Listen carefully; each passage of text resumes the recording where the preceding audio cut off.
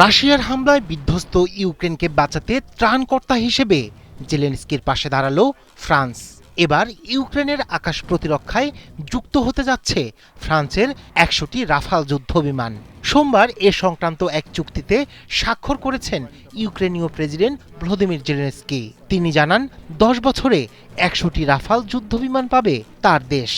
এর মধ্য দিয়ে রুশ আগ্রাসনের বিরুদ্ধে দীর্ঘমেয়াদী সক্ষমতা বৃদ্ধি পাবে বলে আশা করছে কিয়েভ। এর আগে সামরিক সক্ষমতা বাড়ানোর অংশ হিসেবে সুইডিশ গ্রিপেন যুদ্ধবিমান পেতে চুক্তি করেছিল জেলেনস্কি প্রশাসন। অন্যদিকে জেলেনস্কি যখন প্যারিস সফরে ব্যস্ত সময় পার করছেন, তখন তার দেশের ওপর ড্রোন ও ক্ষেপণাস্ত্র হামলা বাড়িয়েছে রাশিয়া। পাশাপাশি দক্ষিণ পূর্ব জাফরিজিয়া অঞ্চলে নিজেদের অগ্রগতির কথাও জানিয়েছে মস্কো।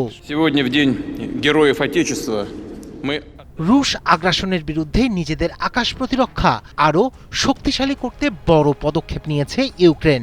এবার দেশটির বহরে যুক্ত হতে যাচ্ছে ফ্রান্সের উন্নতমানের ১০০টি রাফাল যুদ্ধবিমান। প্যারিসে ফরাসি প্রেসিডেন্ট ইমানুয়েল ম্যাক্রোর সাথে বৈঠকে সোমবার এক ক্রয় চুক্তিতে সই করেন ইউক্রেনের প্রেসিডেন্ট ভ্লাদিমির জেলেনস্কি। রাশিয়ার সাম্প্রতিক সপ্তাহগুলোর হামলা, ড্রোন, ক্ষেপণাস্ত্র ও জাফরিজিয়া ফ্রন্টে পদাতিক অগ্রযাত্রা ইউক্রেনকে আরও আক্রমণাত্মক ও শক্তিশালী প্রতিরক্ষা ব্যবস্থার দিকে ঠেলে দিয়েছে। এমন পরিস্থিতিতে ফরাসি সমর্থনকে একটি টার্নিং পয়েন্ট হিসেবে দেখছে কিয়েভ।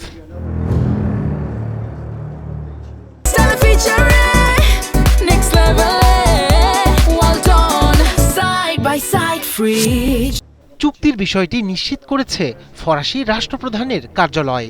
প্যারিসের ভিলা কুবলে সামরিক ঘাঁটিতে একটি রাফাল জেটের সামনে দাঁড়িয়ে দুই প্রেসিডেন্টের শোয়ের দৃশ্য টিভি ফুটেজে দেখা যায়, যেখানে ফরাসি প্রতিরক্ষা সরঞ্জাম সরবরাহের একটি ঐক্য চুক্তিতে স্বাক্ষর করেন তারা।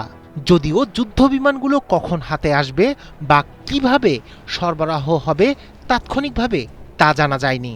রাফাল সরবরাহ ১০ বছরের একটি বৃহৎ কৌশলগত বিমান চুক্তির অংশ, যার লক্ষ্য ইউক্রেনের যুদ্ধবিমান বহরকে দীর্ঘমেয়াদে ২৫০ বিমানে উন্নীত করা।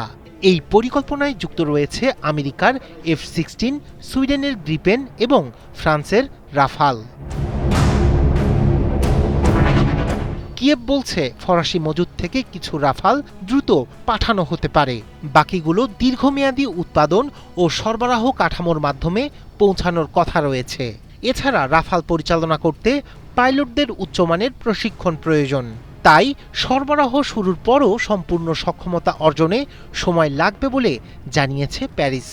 তবে ফ্রান্স নিশ্চিত করেছে তাদের প্রতিরক্ষা শিল্পকে ইউক্রেনের নিরাপত্তায় ব্যবহার করতে পুরোপুরি প্রতিশ্রুতিবদ্ধ তারা।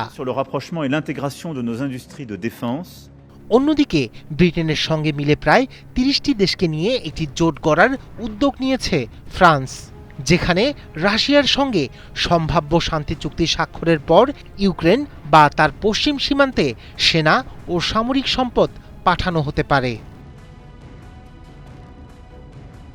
রায়হান কবির শুভ্র, ৭১।